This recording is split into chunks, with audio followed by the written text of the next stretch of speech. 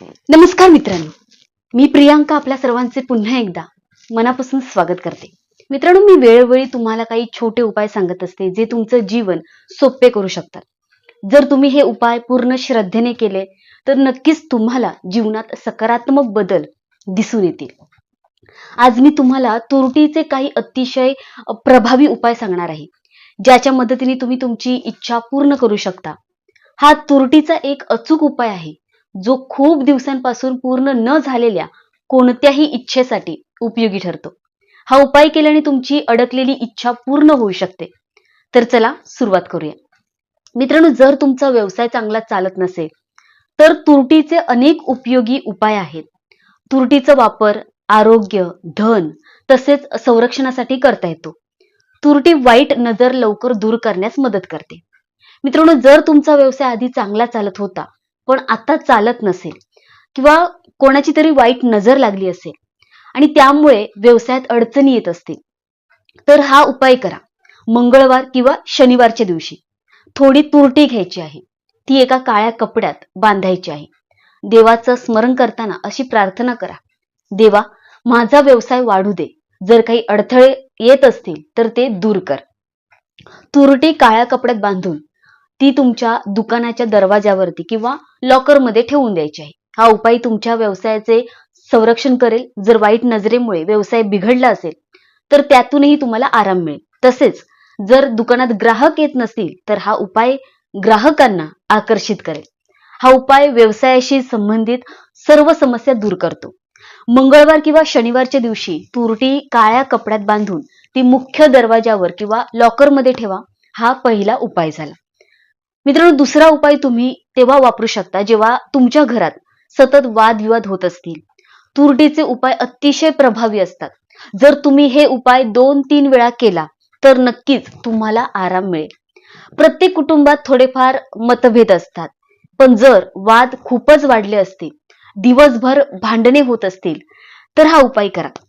झोपण्यापूर्वी 1 ग्लास पाणी घ्या आणि त्यात तुरटीचे काही तुकडे टाकायचे आहेत.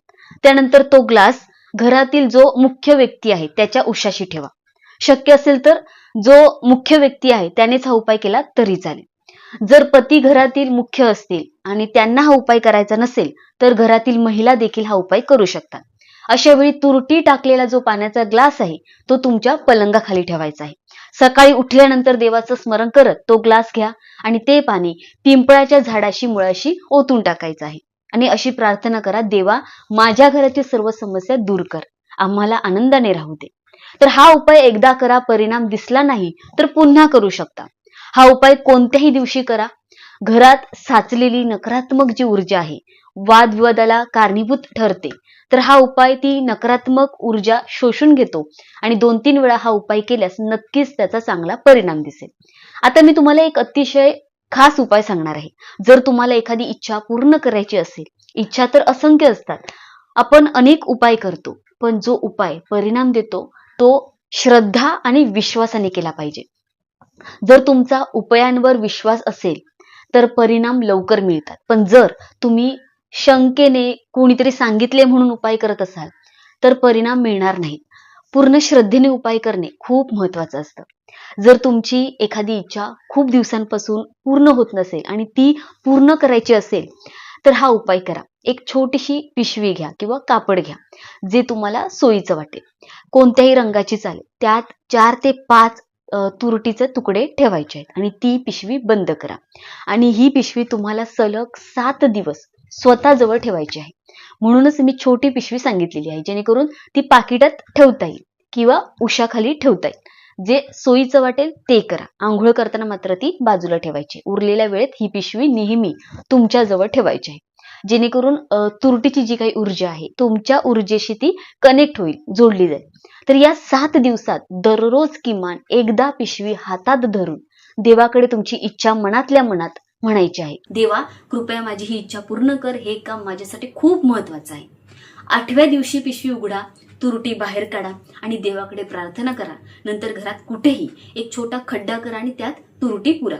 तुम्ही कुंडीत देखील हे करू शकता. त्याच ठिकाणी एखादे छोटे रोप लावा. तुळस लावू शकता, कोणतेही रोप लावा.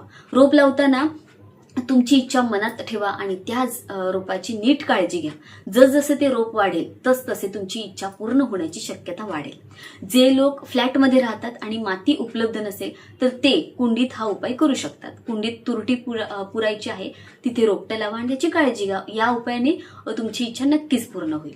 तर घरातील वास्तुदोषासाठी उपाय मित्रांनो, बऱ्याच लोकांना असे सांगितलं जाते की घराची दिशा चुकली आहे, स्वयंपाकघर चुकीच्या दिशेला आहे किंवा मुख्य दरवाजात दोष आहे.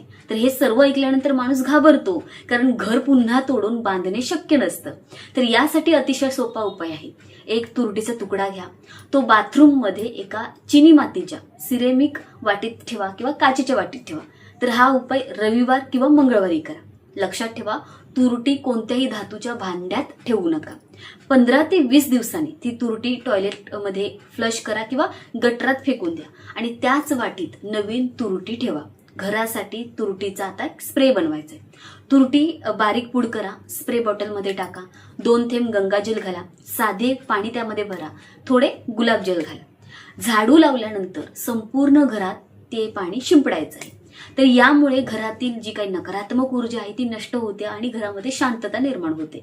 आता बघा मित्रांनो, महत्वाचा नियम काय आहे? वापरलेली तुरटी पुन्हा वापरू नका, ती लगेच घराबाहेर टाका आणि घरात साठवून ती ठेवू नका.